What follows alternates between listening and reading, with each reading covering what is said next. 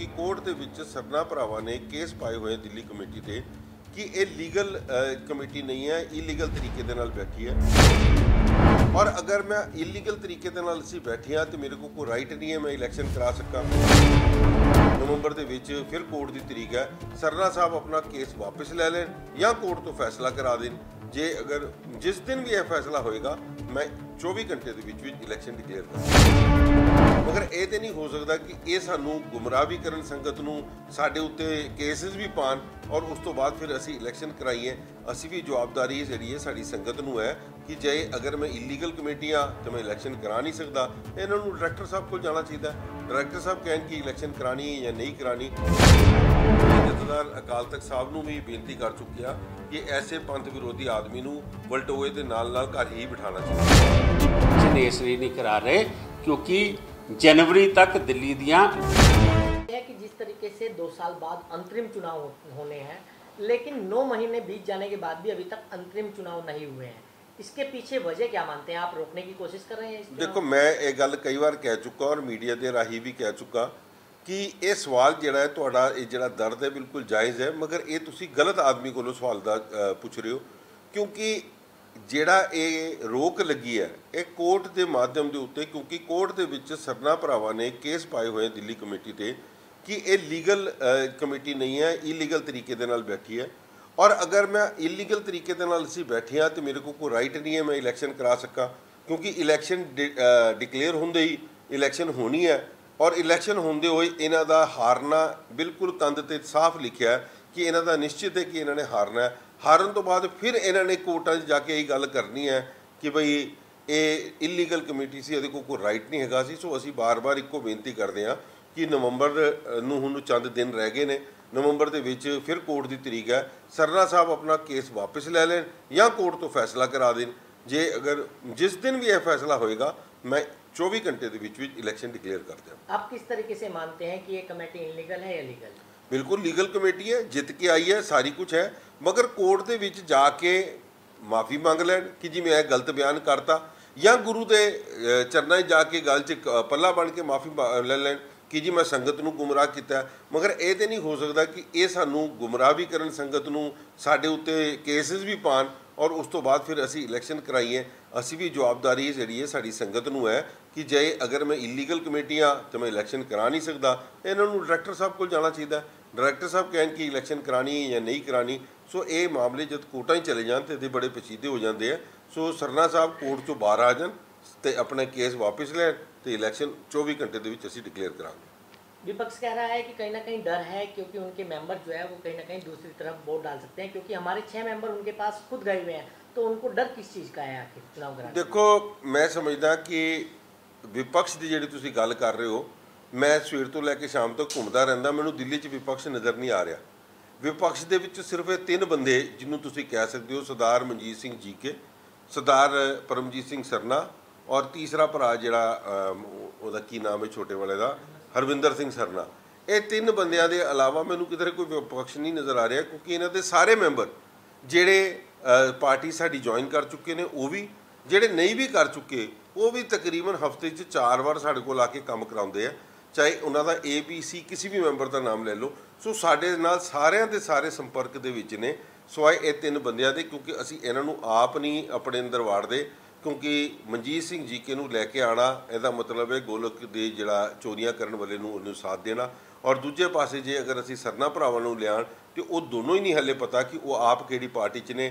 एक भरा कहंदा मैं कार का स्टीयरिंग फड़ना है, दूजा कहता मैं बाल्टी का हैंडल फड़ना है। मैंने तो इन्होंने दोवें भरावां दी नहीं अज तक पता समझ आ रही कि यह कित्थे आप खलोते ने।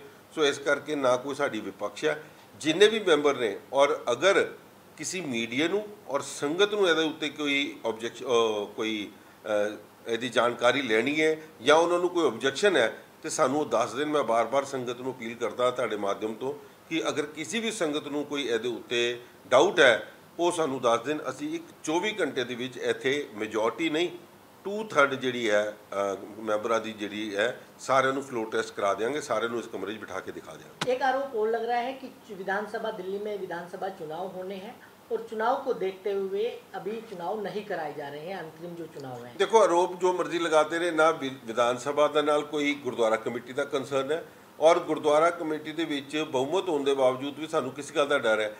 ਇਹ ਤੇ ਸਿਰਫ ਆਪਣੇ ਆਪ ਨੂੰ ਬਚ ਰਹੇ ਨੇ ਕੋਰਟਾਂ ਦੇ ਉੱਤੇ ਜੋ ਜਾ ਰਹੇ ਨੇ। ਇਹਨਾਂ ਨੂੰ ਪਤਾ ਕੋਰਟ 'ਚ ਵੀ ਆਖਿਰ ਵਿੱਚ ਅਸੀਂ ਮਾਰ ਖਾਣੀ ਹੈ, ਮਗਰ ਅਸੀਂ ਇਹਨਾਂ ਨੂੰ ਆਇਨਾ ਜ਼ਰੂਰ ਦਿਖਾਣਾ ਹੈ ਕਿ ਜਿੰਨੇ ਵੱਡੇ ਤੁਸੀਂ ਝੂਠੇ ਹੋ, ਕਿਉਂਕਿ ਤੁਹਾਡੇ ਝੂਠ ਕਰਕੇ ਪਹਿਲੇ ਦਿੱਲੀ ਦੀ ਸੰਗਤ ਨੇ ਬਹੁਤ ਨੁਕਸਾਨ ਪਾਇਆ।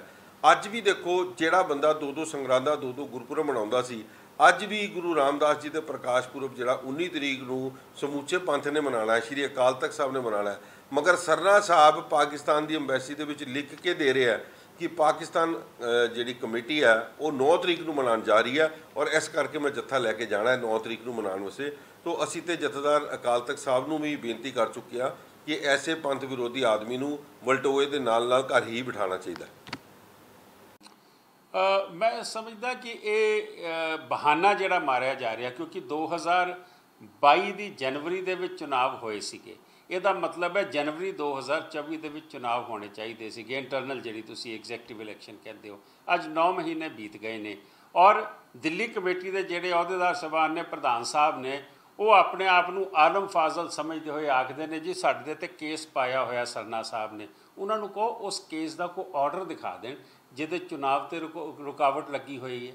ਸਰਨਾ ਸਾਹਿਬ ਨੇ ਤੇ ਇਹ ਕੇਸ ਪਾਇਆ ਕਿ ਤੁਸੀਂ ਅੱਧੀ ਰਾਤੀ ਪੁਲਿਸ ਦੀ ਮਦਦ ਦੇ ਨਾਲ ਗੈਰ ਕਾਨੂੰਨੀ ਤਰੀਕੇ ਨਾਲ ਤੁਸੀਂ ਅੰਦਰ ਵੜੇ ਹੋ, ਲੇਕਿਨ ਤੁਹਾਡੀ ਟਰਮ ਖਤਮ ਹੋ ਗਈ ਹੈ, ਇਲੈਕਸ਼ਨ ਤੁਹਾਨੂੰ ਕਰਾਉਣੀ ਚਾਹੀਦੀ ਹੈ।